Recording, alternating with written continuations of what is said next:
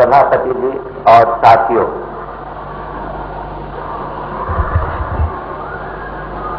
हिंदुस्तान की भाषाएं अभी गरीब हैं। उनमें शब्द काफी नहीं, इसलिए मौजूदा दुनिया में जो कुछ तरक्की हुई है विद्या की, विज्ञान की और दूसरी बातों की, उनको अगर हासिल करना है तब एक धनी भाषा का सहारा लेना ही पड़ेगा। अंग्रेजी एक धनी भाषा भी है और साथ साथ अंतर्राष्ट्रीय भाषा। चाहे दुर्भाग्य से क्यों न सही, वो अंग्रेजी हमको मिल गई, तो अब हम उस अंग्रेजी को क्यों छोड़ें? गरीब भाषाओं का देश, जिस किसी सबब से हो एक धनी और अंतर्राष्ट्रीय भाषा मिल गई है, वो क्यों उसे छोड़ दे? ये चर्चा हमेशा अंग्रेजी वालों की तरफ से सुनने को मिलती। इसमें एक के बाद एक अगर सब गलत बातें गिनने लगे तो तादाद काफी होगी, लेकिन मैं पहले इसको मान के चलता हूं कि तेलुगु, उर्दू, हिंदी ये गरीब भाषाएं हैं। मान लो बहस के लिए है या नहीं, इसको हम बाद में समझेंगे, लेकिन मान लो ये गरीब है, इनमें शब्द काफी नहीं, इनसे हमारे कानून, विज्ञान वगैरह का काम ठीक तरह से चल नहीं सकता। तब उससे नतीजा क्या निकालना चाहिए? ये नतीजा कि हम और किसी देश की धनी भाषा का इस्तेमाल करें, क्योंकि उसका तो बड़ा ही खतरनाक परिणाम होगा। तब हमारी भाषाएं तो गरीब बनी रह जाएंगी। जो लोग कहते हैं कि तेलुगु, हिंदी, उर्दू, मराठी गरीब भाषाएं हैं और आधुनिक दुनिया के लायक नहीं है, उनको तो और ज्यादा इन भाषाओं के इस्तेमाल की बात सोचना चाहिए, क्योंकि इस्तेमाल करते करते ही तो ये भाषाएं धनी बनेगी ना आगे। जब मैं कभी इस तर्क को सुनता हूं हिंदुस्तान में, तो बहुत आश्चर्य होता है कि मामूली बुद्धि के लोग भी कैसे इस बात को कह सकते हैं कि अंग्रेजी का इस्तेमाल करो, क्योंकि तुम्हारी अपनी भाषाएं गरीब। अगर अंग्रेजी का इस्तेमाल करते रह जाओगे तो तुम्हारी अपनी भाषाएं तो कभी धनी बन ही नहीं पाएंगी।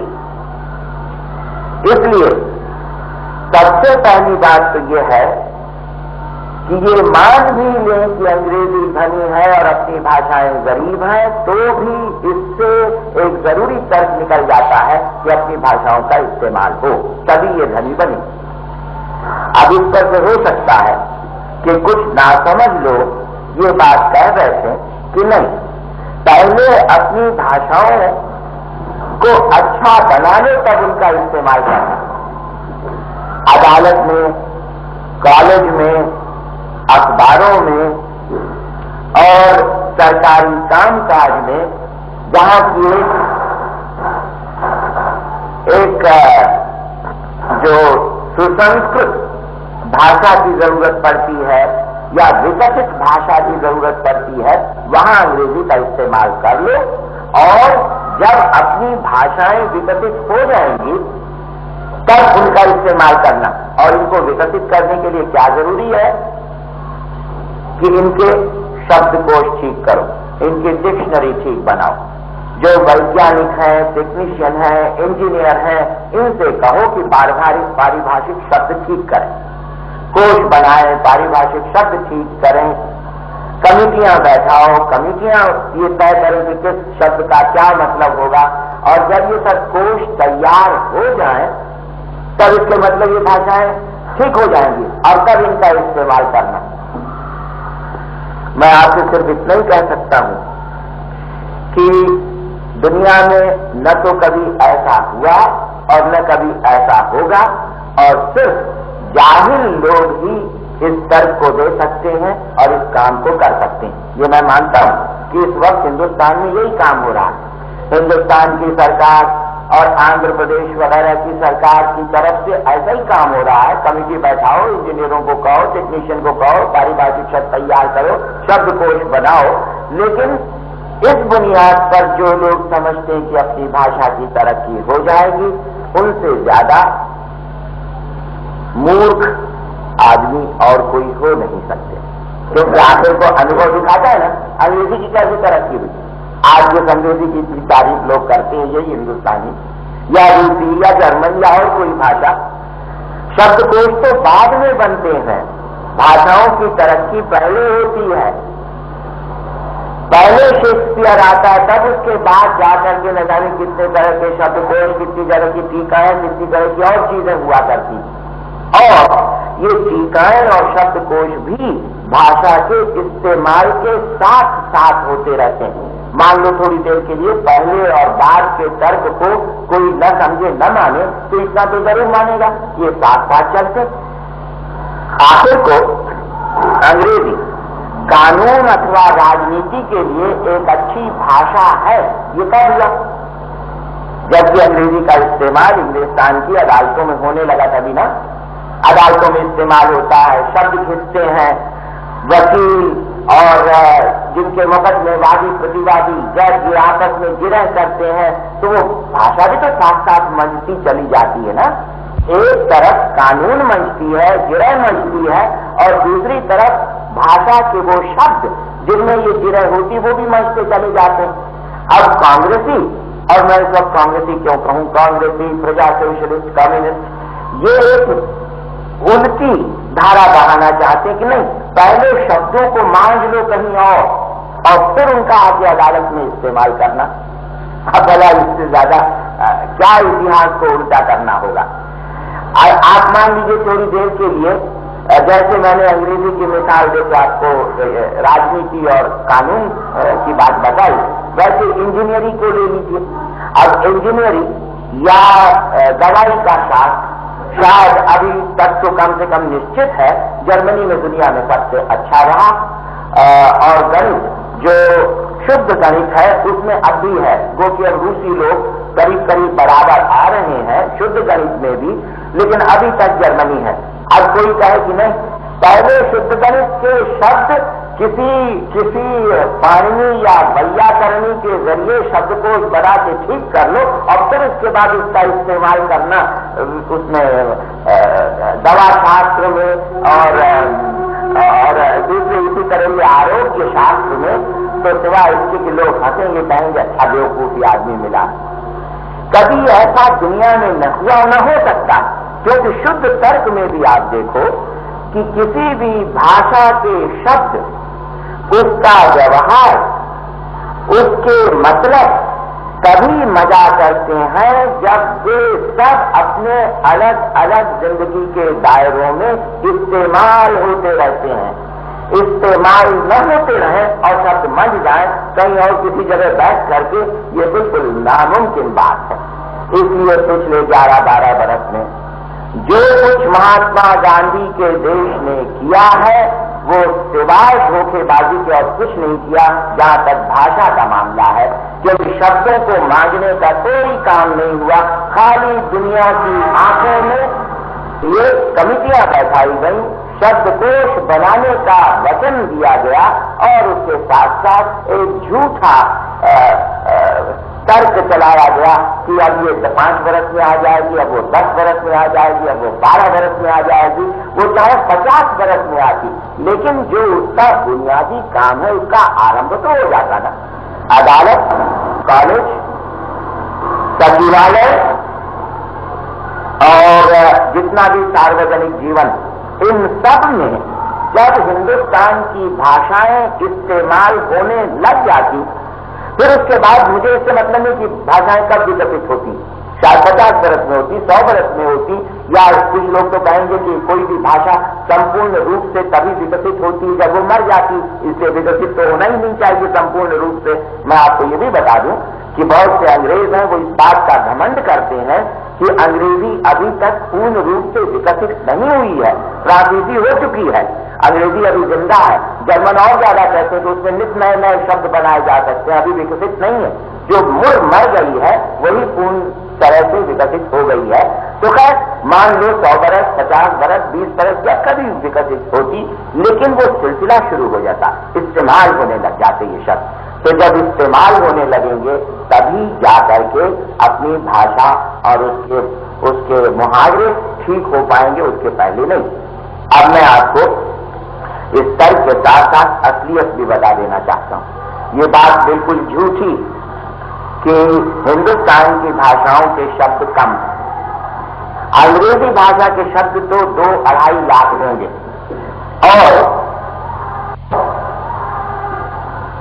जो हिंदुस्तान की भाषाएं हैं, मैं समझता हूं 50,000 लाख का फर्क चाहे इधर या उधर हो, लेकिन तेलुगु हो, बंगाली हो, मराठी हो, हिंदी हो, उर्दू हो, इन सब के अब मतलब कहीं आप उर्दू को ऐसी मत बना दीजिए कि वो बिल्कुल अरबी फारसी हो जाए, कहीं आप हिंदी को ऐसी मत बना दीजिए कि वो बिल्कुल संस्कृत हो जाए। जिसे हिंदी उर्दू कहना चाहिए, हिंदुस्तानी जिसे आमतौर से भी कहा करते हैं, ये सब भाषाएं करीब 6 लाख के आसपास इनके शब्दों की संख्या है। अब ये बात कभी नहीं कही जाती, मैं तो दिन रात इस बात को चिल्लाता हूं, भाई इसका कुछ जवाब दो, लेकिन असलियत आपके सामने नहीं पहुंचाएंगे, क्योंकि ये आज के शासक लोग हिंदुस्तान को किसी हद तक, पूरा न सही, किसी हद तक जानबूझ करके अंधेरे में रखना चाहते हैं कि जिसमें उनकी कौड़ी हमेशा अच्छी तरह से जमती रहे। नहीं तो ये बात क्यों नहीं बहस मिलाई जाती कि अंग्रेजी में कुल 2-2.5 लाख शब्द है और हिंदुस्तान की भाषाओं में 6 लाख शब्द है। भाई कौन धनी? अगर शब्दों के तादाद से देखा जाए तब तो धनी अपनी भाषाएं हुई ना, लेकिन ये नहीं कभी बहस से नहीं की जाती। अच्छा, अब असलियत मैं थोड़ी सी और आपको बता दूं, क्योंकि हमको सच्ची बात देखना है, खाली बहस तो नहीं करना। सच्ची बात यह है कि अपने शब्द तो ज्यादा, लेकिन वे मजे हुए नहीं। ऐसे बर्तन हैं बहुत से कि जो या तो कभी बहुत इस्तेमाल हुए थे और बरसों रखे रखे उनसे थोड़ा वो कौन सा वो नीला नीला सा होता है ना, काई कहते हैं, नहीं काई तो पानी पे हो, बर्तन तो कुछ और उसे कहते हैं, वो जम जाया करता। उस तरह से वो कहीं तो कुछ जम गए, कुछ ऐसे जो बिल्कुल नए हैं, तो वो बर्तन मजे हुए नहीं है, वो शब्द मजे हुए नहीं है, क्योंकि उनका पिछले 200-300 बरस में इस्तेमाल लगातार हुआ नहीं, एक मानी में तो 800-700 बरस में। और खासतौर से जो पिछले 300 बरस है, ये आधुनिक दुनिया के यानी विज्ञान के निरंतर तरक्की करने वाली इंजीनियरिंग के या खेती कारखानों में नए तरीकों के ये 300 बरस रहे। और इन 300 बरस में हम राजनीति में भी पिछड़े हुए रहे और अपने जबानों के इस्तेमाल में भी पिछड़े हुए रहे। ये चीजें दोनों साथ साथ चलती। इसलिए हालांकि हमारे शब्दों की संख्या 6 लाख के आसपास है, लेकिन उन शब्दों के मतलब कुछ ढुलमिल हो गए, शब्द मजे नहीं है, उनको अच्छी तरह से जमा नहीं सकते। और नतीजा ये होता है कि खास तौर से आधुनिक जिंदगी की जो जरूरतें हैं उनका हम इन शब्दों के जरिए पूरी तरह से इस्तेमाल नहीं कर पाते, क्योंकि जितना लोग कहते हैं उतना सही नहीं है। इसमें भी आप ये मानना कि नाच न जाने अंगना टेढ़ा वाला हिसाब है। जो या तो सचमुच नहीं जानता अपने भाषाओं का इस्तेमाल, और या जो जरा साहब बनना चाहता है। आप लोगों की भी गलती है इसमें, हिंदुस्तान के लोगों की तो खैर गलती यही है। अगर कोई आदमी मान लो अपनी भाषा बोलते बोलते बहुत ज्यादा करने लगे और अटकने लगे और शब्दों को ढूंढने लगे, तो आप कहीं देखो भाई कितना विद्वान है, ये तो अंग्रेजी सिर्फ जानता है, अपनी भाषा नहीं जानता, इसलिए बेचारे को इतनी झंझट हो रही है।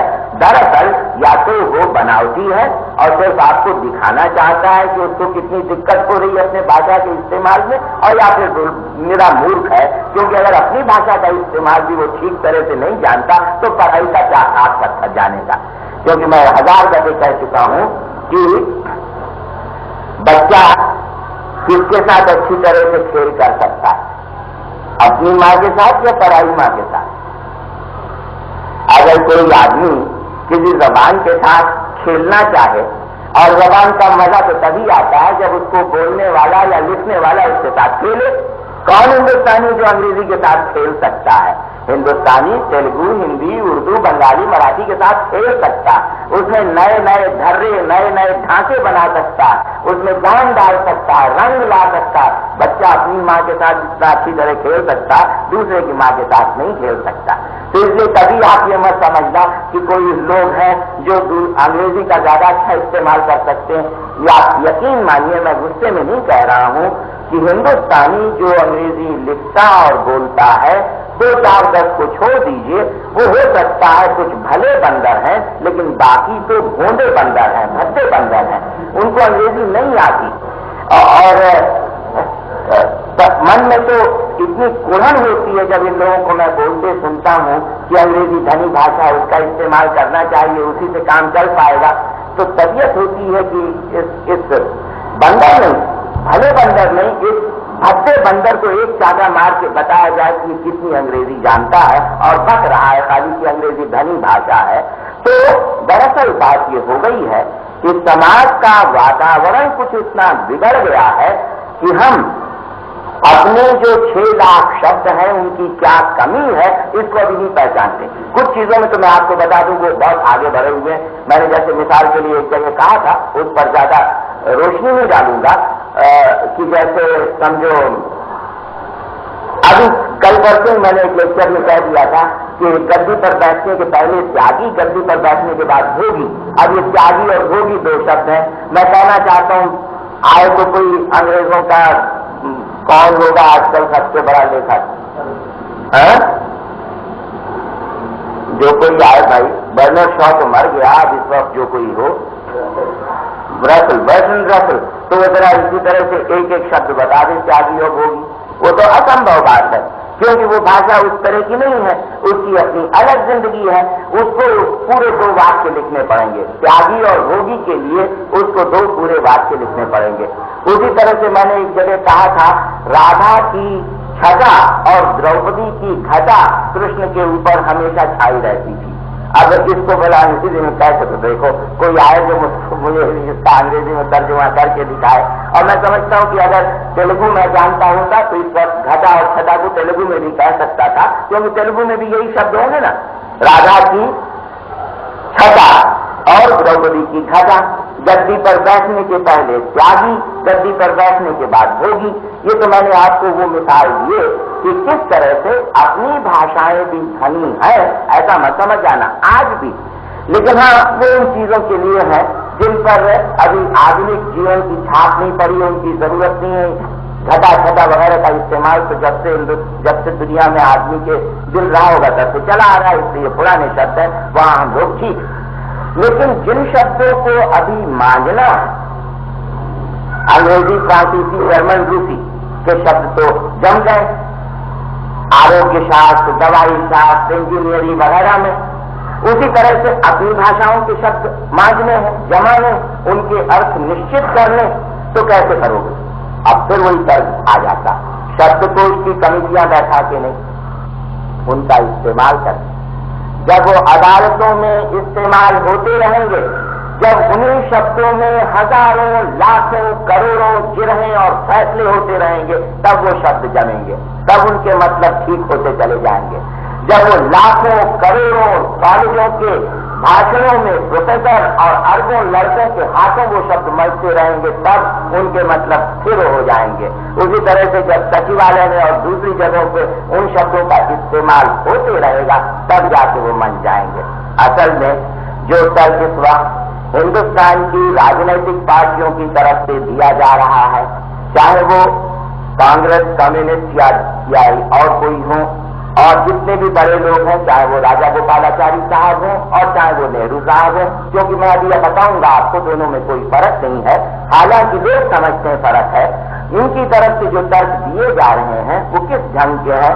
ऐसे ही कि जैसे किसी बच्चे से कहा जाए कि तुम पहले तैरना सीख लो और जब सीख जाओ तब पानी में उतरना और तब तैरने जाना। ठीक उसी तरह का तर्क है अभी तक जो मैंने आपको भाषा का बताया। पहले तैरना सीख लो, ऐसे बिना पानी के खुश्क जमीन के ऊपर, या तो कोई कैसे करो पता नहीं, एक कोई वो जिम्नास्टिक जैसे होते हैं छड़ी वो सब डाल लो, कुछ भी करो, या समझ लो दिमाग अपना इतना आला बनाओ कवि और शायर के जैसा कि समझो पानी है सामने और छत बनाते रहो, जो कुछ भी करो, तो तैरना पहले सीख लो। ये है नेहरू महाराज का कहना। मैं बहुत ठंडा आदमी, क्योंकि जितना मैं देख चुका हूं हिंदुस्तान को, उसके बाद से तो मुझे जिस तरह से बोलना चाहिए मैं बोलता नहीं हूं, लेकिन लोग समझते हैं कि जैसे मैं कोई बहुत सख्त बात कह डालता हूं। दरअसल बात यह है, ठीक यही है। क्या कहोगे ऐसे लोगों कि जो हिंदुस्तान के सबसे बड़े सांस्कृतिक मसले को, जबान के मसले को इस हद तक बिगाड़ रहे हैं? पहले तैरना सीखो, फिर पानी में उतरना, पहले शब्दकोश और समितियां बैठा के अपनी जबान ठीक कर लो, फिर उसका इस्तेमाल करना। कम वक्तों तुमको ये पता नहीं है कि पहले इन भाषाओं का इस्तेमाल अदालतों, कचहरियों, कॉलेजों, सचिवालयों में होता रहेगा, तब इनके शब्द मजते रहेंगे और तब ये भाषाएं विकसित हो जाएंगे आधुनिक जीवन के लायक भी। ये तो एक बुनियादी तर्क मैंने आपको दिया। उन लोगों के जवाब में जो कहते हैं कि तुम्हारी भाषाएं तो अभी गरीब, अरे भाई है जिस हद तक, उस हद तक तो और जरूरी हो जाता है। इतना जरूरी हो जाता है कि हम लोग कसम खा लें कि हम अंग्रेजी का इस्तेमाल हिंदुस्तान के सार्वजनिक जीवन में नहीं करेंगे, तब जाके अपने देश को बढ़ा पाएंगे। अच्छा, अब इसी के साथ साथ आप एक तर्क और जरूरी समझना, और मैं वो आज मौजूदा दुनिया की मिसाल देके ही कह देता हूं। रूस वाले विज्ञान के मामले में काफी आगे बढ़ गए हैं ना। मेरी राय है, और समझ करके, बहुत सोच समझ करके, जल्दी मैं अपनी राय नहीं बनाता, मेरी राय है कि जो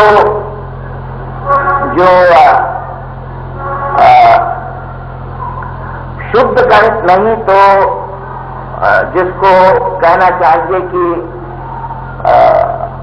आपसे को मैं जानबूझ करके उसको हिंदी शब्द कह सकता था, लेकिन मैं अप्लाई कह देता हूं। इससे मैं एक और तर्क भी बता देना चाहता हूं साथ साथ, बिना एक हिंदी या तेलुगु का शब्द ढूंढे हुए अप्लाइड गणित कह देता हूं या अप्लाइड फिजिक्स कह देता हूं, इसलिए कि मैं ये भी नहीं चाहता कि अपनी जबानें पोगापंथी की या बिल्कुल शुद्ध या पंडिताऊ और मौलवी वालों की हो। अगर मान लो कोई शब्द हमें अपनी भाषा का नहीं मिल रहा है और हमें उस विचार को कहना है, तब ऐसे मौके पर सफाई के झंझट में पड़ करके उस शब्द के लिए घंटों कोई अपना शब्द ढूंढते रहना, ये बेवकूफी होगी। जिस भाषा को जानते हो, जिस भाषा को खुद जानते हो, जिस भाषा को कुछ थोड़ा बहुत दूसरे सुनने वाले समझ सकते हो, अगर एक आध शब्द इधर उधर इस्तेमाल हो जाते हैं तो उसमें कोई हरज नहीं।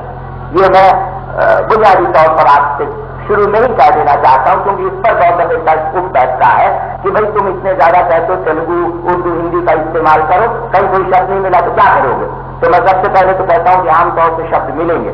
दूसरे मैं ये कहता हूं कि जहां न मिले और समय बर्बाद हो रहा हो और समझने सुनने वालों की समझ में ना आ रहा हो, वहां पर जो भी भाषा चल रही हो उसके साथ शब्द इधर उधर ले लेने में कोई हरज नहीं। आमतौर से विज्ञान के लिए ये कहा जाता। अब जैसे मान लो बहुत से मंत्र तरीके के होते हैं, ये ऑक्सीजन के बारे में, हाइड्रोजन वगैरह के बारे में। अब जैसे ऑक्सीजन शब्द है या हाइड्रोजन है, ये नहीं कि हाइड्रोजन का शब्द नहीं, हाइड्रोजन बम जैसे है ना, उसके लिए तो जो अपना शब्द है वो काफी मतलब वाला है, ठीक है और साधारण और सबके समझ में आएगा, जैसे उज्जैन बम कहते हैं उसको। लेकिन मान लो हाइड्रोजन ही कह दिया जाए या ऑक्सीजन कह दिया जाए, हाँ कहीं ऐसी बात मत कर बैठना जैसा कि हिंदुस्तान के प्रधानमंत्री ने एक दफे किया था कि उन्होंने नकली नभोमंडल को, नभोमंडल, अब नभोमंडल एक ऐसा शब्द है जिसके कि अगर पुरखे और माँ बाप हिंदुस्तानी रहे हों तो उसके लिए मुश्किल नहीं होना चाहिए। लेकिन अगर वो, अब मैं नहीं कहता कि शारीरिक रूप से, लेकिन आत्मा के हिसाब से अगर वो हिंदुस्तानी नहीं रहा है, शरीर से की तो यहां तो चर्चा हो नहीं रही है, शरीर का दोगलापन तो अच्छा हुआ करता है कई दफे, लेकिन अगर मन से कोई दोगला रहा हो तो उसको नभोमंडल समझ में नहीं आएगा, और तब वो कहेगा प्लैनेटेरियम ज्यादा अच्छा शब्द है। अब भला बताओ, हिंदुस्तान में कोई आदमी ये कहने की जुर्रत कैसे कर सकता है कि हिंदुस्तान के 40 करोड़ के लिए नभोमंडल से प्लैनेटेरियम ज्यादा सुगम, सहज और अच्छा शब्द है, लेकिन ये आज आपका प्रधानमंत्री बिना किसी शर्म के कहता रहता है। ये चीज तो चलती रहती है। तो खैर ऐसे शब्दों के लिए मैं नहीं कहता कि ये शब्द भी आप ले लो, जैसे वो कहते हैं प्लैनेटेरियम ले लो, ये वो ले लो, जो अपने शब्द हैं उसमें ले लेना वो तो बेवकूफी होगी। लेकिन जैसे मैंने अभी हाइड्रोजन का कहा, ऑक्सीजन का कहा, या एक एप्लाइड गणित का तय किया था, अगर मान लीजिए कुछ ऐसे शब्द ले लिए जाते हैं तो उसमें कोई नुकसान नहीं होगा।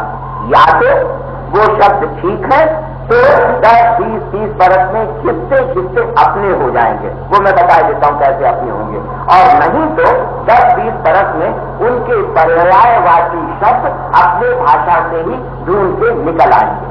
वो तो आप समझ गए हो कैसे अपने शब्द निकल आएंगे, नए नए शब्द बनते ही रहते हैं, अपनी भाषा के भी आ जाएंगे, उनकी जगह पर फिर वो इस्तेमाल करने शुरू हो जाएंगे। लेकिन किस कैसे जाएंगे तो उसकी मैं मिसाल आपको दिए देता हूं। जैसा कि देहाती लोग घिसा करते हैं शब्दों को, पढ़े लिखे लोग नहीं करते, क्योंकि पढ़े लिखों की तो जबान तोड़ी जाती, मास्टर तोड़ता, और इसलिए विदेशी भाषाओं के शब्दों के उपयुक्त जबान को तोड़ देता, लेकिन देहाती तो अपनी जबान नहीं तोड़ता, उसको कौन मास्टर तोड़ाने जाता, इसलिए वो शब्दों को तोड़ देता अपनी भाषा को उपयुक्त बनाने के लिए। जो हिंदुस्तान की भाषाओं के ध्वनि है और शब्दों के स्वरूप है उसके अनुसार वो तोड़ देता। जैसे प्लेटफॉर्म,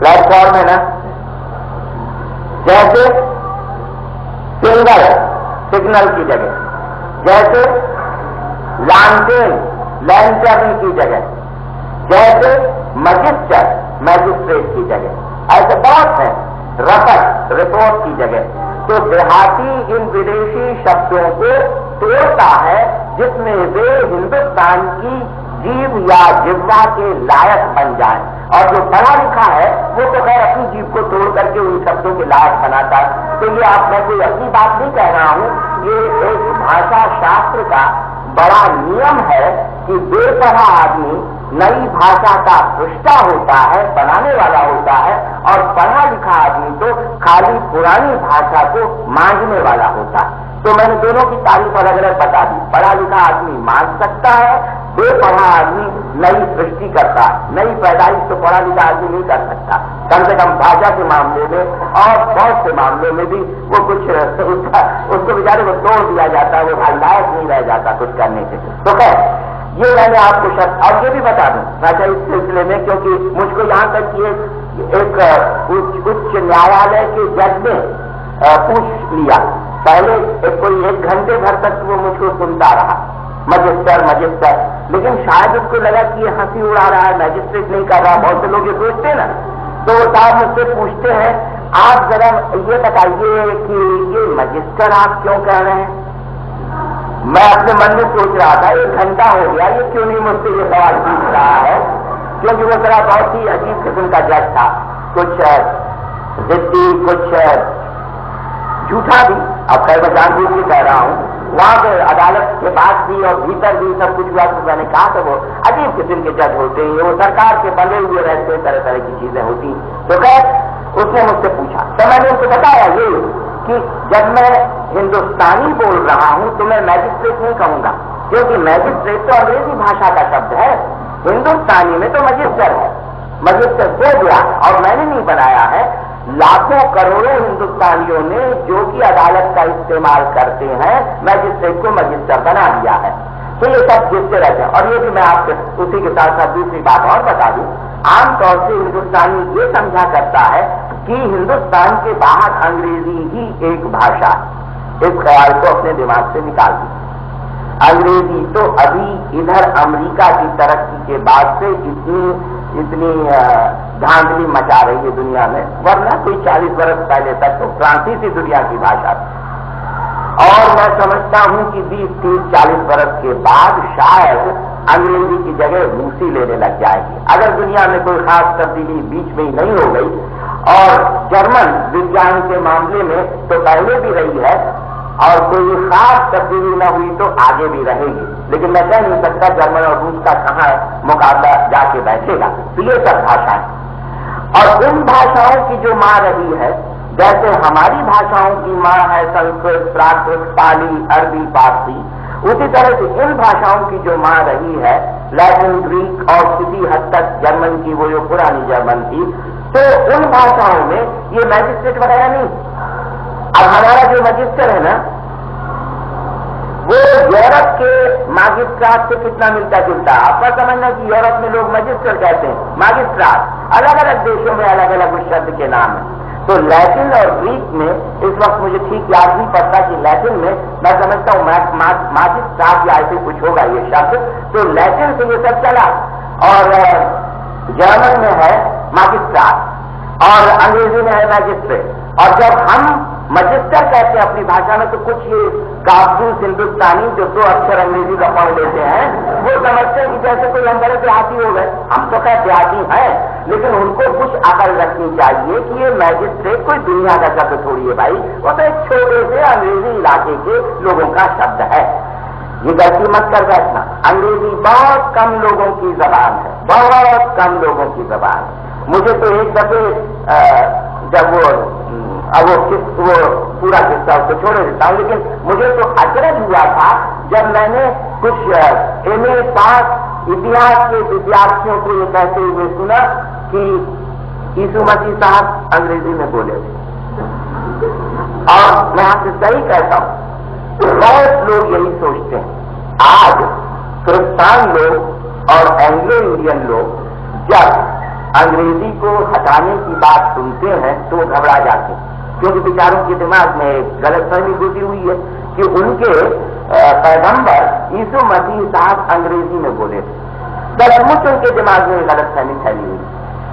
आज जरूरी है, ये फ्रैंक एंथनी जैसे लोग हैं, उनके दिमाग में है या नहीं मैं नहीं जानता, लेकिन उनके जो लोग हैं 10, 20, 30 लाख जितने भी ईसाई 50 लाख और एंग्लो इंडियन होंगे, उनके दिमाग में गलतफहमी को दूर करने के लिए हिंदुस्तान के आकाशवाणी से सब जगह से 10 दिन तक लगातार रोज 6 दफे ये ऐलान करना चाहिए कि यीशु मसीह साहब तो अरमैक भाषा में बोले थे, यीशु मसीह साहब तो अरमैक भाषा में बोले थे, उसका अंग्रेजी से कोई ताल्लुक नहीं है, वो भाषा तो हिंदुस्तानी के ज्यादा नजदीक है बनिस्बत अंग्रेजी के। तो देखिए कितना मसला हल हो जाएगा। लेकिन एक गलतफहमी, इसी तरह से और 50 गलतफहमियां। बहुत से लोग हमारे पार्टी में, हमने कईयों को समझाया, वो लेनिन, कार्ल मार्क्स, डॉस्टोयेव्स्की, ये सब जितने लोग हैं, इनके अगर कोई उद्धरण छापते लिख रहे हैं तेलुगु में, आप देखेंगे इन तेलुगु लेखकों की भी बदमाशी, या हिंदी लेखकों की लिख रहे हैं तेलुगु में। ऐसा है लेनिन का कोई बात से लिखेंगे तो अंग्रेजी में लिख देंगे। कैसी बेवकूफी, कैसी असभ्यता, कैसी नीरसता। लेनिन अंग्रेज था, लेनिन ने चीजें कही या लिखी तो किस भाषा में लिखी? किसमें? रूसी में। तो उनका वाक्य आप अंग्रेजी में क्यों देते हो भाई? यानी पहले रूसी से अंग्रेजी में तर्जुमा करो और अंग्रेजी से फिर तेलुगु में या हिंदी में करो। क्या सुख क्या है? इसी तरह से मैंने बहुत कवि और लेखक को हिंदी में भी देखा, डॉस्टोयेव्स्की का या रूसी उपन्यास का या रूसी आत्मा का कोई चित्रण कर रहे हैं तो उसका एक वाक्य झट से लिखते और लिखते अंग्रेजी में। मैंने खुद अपने पार्टी के मेंबरों को देखा है कि अगर मान लो कार्ल मार्क्स के कोई सिद्धांत को बता रहे हैं, कायक हिंदी में लिखते जा रहे हैं, बढ़िया हिंदी जानते हैं, और फिर झट से लिख देंगे अंग्रेजी में कार्ल मार्क्स साहब का, जैसे कोई कार्ल मार्क्स साहब अंग्रेजी में बोले हो लिखे हो। इन सब लोगों को अंग्रेजी आती ही नहीं। ये भी आप मजे की बात देखोगे, चाहे लेनिन हो चाहे मार्क्स तो बेचारा अमेरिका में रहने लगा था तो ये छूटी फूटी अंग्रेजी थोड़ी बहुत सीख गया था, लेकिन डॉस्टोयेव्स्की वगैरह इनको अंग्रेजी आती ही नहीं थी। मैं आपको बताऊं अपने प्रोफेसर का किस्सा। उनका नाम है वेर्नर अब तो वो मर गए, बहुत बुढ़े थे मेरे ही जमाने में, वर्नर ज़ोमबार्ट, अर्थशास्त्र के अपने जमाने में वो दुनिया के सबसे बड़े विद्वान थे। इस पर किसी की कोई दो राय नहीं हो सकती। और अगर मान लो कोई बहस कर भी ले तो मैं अपने वाक्य को थोड़ा संशोधित रूप में कहता हूं कि जो इतिहास संप्रदाय है अर्थशास्त्र का, उसमें वो दुनिया के सबसे बड़े आदमी थे, इसमें कोई शक नहीं। तो जब मैं बर्लिन विश्वविद्यालय में पढ़ने गया तो मैंने सोचा कि जब इतना बड़ा आदमी मिल रहा है, चलो भाई उसी से पढ़ेंगे, क्योंकि वहां पर बड़ी आजादी, लड़का अपने मास्टर को खुद चुना करता है, मास्टर नहीं चुनता है लड़का कि हमारा ये मास्टर होगा, ये हमारी परीक्षा लेगा। यहाँ तो आप सुन के ताज्जुब करोगे कि विद्यार्थी कहता है कि ये प्रोफेसर हमारी परीक्षा लेगा, तो यूनिवर्सिटी नहीं कहती ये तुम्हारे लिए। और मजेदार चीज है, और ये विद्यार्थी के ऊपर है वो किस प्रोफेसर को अपना परीक्षा करने वाला बनाए। हाँ, ये सही है कि वहां पर घूस, रिश्वत, बदमाशी ये सब नहीं चल पाती है, इसलिए ये सारी चीजें चलती है। तो पहले 2 महीने मैंने थोड़ी बहुत जर्मन सीख ली थी और मैं उनसे मिलने गया, कुछ बातें जर्मन में हुई, फिर जरा बात कुछ थोड़ी सी पेच वाली हो गई थी, तो मेरे मुंह से अंग्रेजी का वाक्य निकल गया। वर्नर ज़ोमबार्ट ने उसी वक्त कहा बहुत गंभीर चेहरे से, मैं अंग्रेजी नहीं जानता। तब मेरी उम्र कोई रही होगी 18-19 वर्ष। ये न समझना आज ही से ये ख्याल में दुनिया में बड़ी ठोकरें खाते खाते ये सब विचार बनते। जैसे मैंने आपसे कहा कि शब्द मंचते मंचते ठीक होते हैं, वैसे आगे भी ठोकरें खाते खाते। अब आपको 18 वर्ष की उम्र में दुनिया का सबसे बड़ा विद्वान तो नहीं मिला था जो शायद कह देता कि मैं अंग्रेजी नहीं जानता। अब उसके बाद जरा भी हयादार आदमी होता तो क्या करेगा, उठेगा, सलाम करेगा और कहेगा कि अब मैं कुछ दिनों में पूरी जर्मन जब बोल लूंगा तब आऊंगा, इसके सिवा और क्या कर सकता। तो ये मैंने आपको किस्सा बताया, कहीं ये ना समझ लेना कि अंग्रेजी ही दुनिया की एक भाषा, बल्कि ये तो बहुत अभी कुछ ही दिनों में रुपए की ताकत से और कुछ हथियार की ताकत से थोड़ी बहुत आगे आई है। और उसमें भी देखना कि दुनिया में करीब 2.5 अरब आदमी बसते हैं। अब तो वो बढ़ के कुछ और 2.5 अरब समझ लो। 2.5 अरब में कुल 30 करोड़ की ये भाषा है, जिसको दिन रात में चिल्लाते रहते हैं अंतर्राष्ट्रीय भाषा। ये सब याद रखना, अखबार वाले ये सब नहीं छापते, क्यों छापेंगे, अब उसको तो धोखा देना है आपको। और ये जितने हैं राजा गोपालाचार्य साहब और नेहरू साहब और देशमुख साहब, क्यों धोखा देते? इन लोगों की तरफ जरा ध्यान रखना, इनके नाम भी याद रखना, ये कौन लोग हैं, कौन इनके माँ बाप थे, तो इन सबको समझ के रखना। ये लोग जानबूझ करके खाली यही तक अंतर्राष्ट्रीय भाषा, भाई कहाँ अंतर्राष्ट्रीय भाषा है? दुनिया के 2.5 अरब आदमियों में से कुल 30 करोड़ आदमी इस भाषा को जानते हैं, बोलते हैं। उनकी मातृभाषा क्या, मातृभाषा और जो बोल सकते हैं या लिख सकते हैं ऐसे 30 करोड़ आदमी से ज्यादा नहीं, 30 करोड़। तब कितने हुए? 10-12 सैकड़ा तो हुए ना, बाकी आबादी तो नहीं जानती। एक बात। दूसरी बात और भी आप याद रखना कि जिस तरह से अभी तक कम से कम 7-8 भाषाओं को मैं गिना सकता हूं जिन्होंने अंतर्राष्ट्रीय भाषा बनने की कोशिश की, या जिनके देश की ताकत के सहारे वो कभी कभी बनती चली, लेकिन पूरी कभी नहीं बन पाई। चढ़ी बहुत ऊपर चढ़ी बहुत ऊपर, लेकिन फिर जाके गिरा दी गई, सारी दुनिया में नहीं हो पाई। अब जैसे अपने यहाँ संस्कृत या पाली कहाँ तक फैली थी। मैं जब जापान गया था तो संस्कृत और पाली का असर तो टोक्यो के ऊपर एक क्योटो राजधानी, वहां तक मैंने देखा। शब्द वैसे ही, यहाँ तक कि मुझे तो कई बार एक शब्द होता है कि जो जापानियों का एक जात है जिसको ये समुराई बोलते हैं, समराई। अब सोच लो आप क्षत्रिय जात है तो क्या जाने वो हमारे समराई समर करने वालों से ताल्लुक रखता हो, लेकिन मेरे दिमाग में ये ख्याल आया, उसके ऊपर ज्यादा वो करने की जरूरत नहीं। लेकिन ऐसी बातें मैं आपको बताऊं कि जब मैं थाई देश में गया बैंकॉक में, तो वहां एक सड़क थी, सबसे बड़ी सड़क, उसका नाम का उच्चारण मुझसे जल्दी हो नहीं पाता था क्योंकि वो लिखा रहता था रेपू डायमंड एवेन्यू, रेपू डायमंड। तो फिर मैं बोलते रहे आखिर इसका मतलब क्या होता। तब कोई एक बहुत बड़ा कोई विद्वान मिला तो उसने कहा असल में तुम्हारा ही शब्द है, रिपू दमन एवेन्यू को बदल करके रेपू दमन हो गया। अब सोच रहा रिपू तो समझ गया ना, दुश्मन, दमन, दुश्मन को हराने वाली सड़क, रिपू दमन का समय और क्षेत्र के बदलने के साथ साथ रिपु का रिपु हो गया, दमन का दैमन हो गया, रिपु दैमन दैम्य। और उधर शायद बुडापेस्ट तक अपनी भाषा का साम्राज्य गया, लेकिन क्या हुआ, बड़ी दुनिया की भाषा। इसी तरह से अरबी भी किसी जमाने में 100-150 वर्ष तक दुनिया की भाषा बनी। कितने दुनिया की, एक समझो आधे हिस्से या 2/3 हिस्से, फिर वो भी पछाड़ दी गई। इसी तरह से फ्रांसीसी का भी एक जमाना आया था। आज इसी तरह से थोड़ा बहुत जमाना अंग्रेजी का आया है। अगर दुनिया चेत नहीं गई तो मुझको पूरा यकीन है कि 30-40 वर्ष में रूसी का जमाना आएगा। रूसी इस वक्त आ गई, बल्कि रूसी जबान को समझने वाले लोगों की तादाद अंग्रेजी जबान के लोगों से ज्यादा है। फर्क खाली इतना है कि रूसी वाले तो एक जगह से जमा और अंग्रेजी वाले कुछ बिखरे हुए हैं, क्योंकि आजकल चीन में दूसरी भाषा अंग्रेजी नहीं है, रूसी हो गई।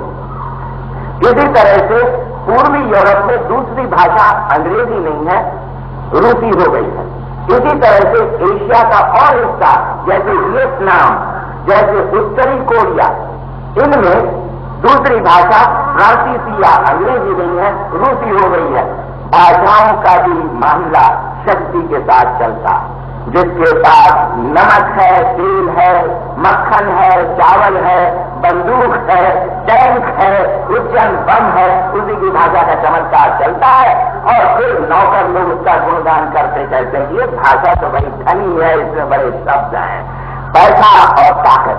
तो उसमें आप देखोगे कि अंग्रेजी के बारे में जो अंतरराष्ट्रीय भाषा कह दिया करते हैं, ये तो बिल्कुल एक गलत बात है। तो क्या ये शुरुआत कहां से हुआ था?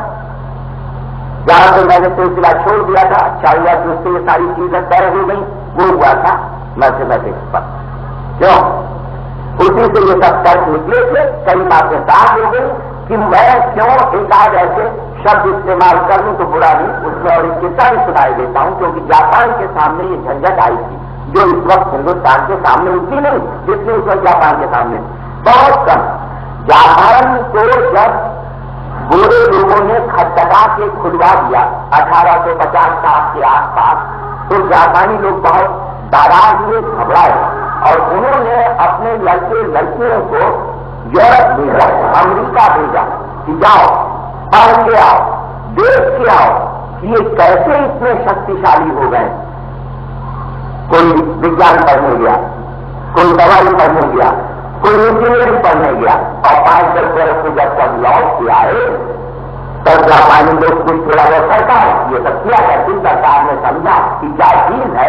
अब उन्होंने कहा ठीक है, अपने देश में भी वही सब करो, अस्पताल खोलो, कारखाने खोलो, कॉलेज खोलो, तो वहां खुलने शुरू हुए।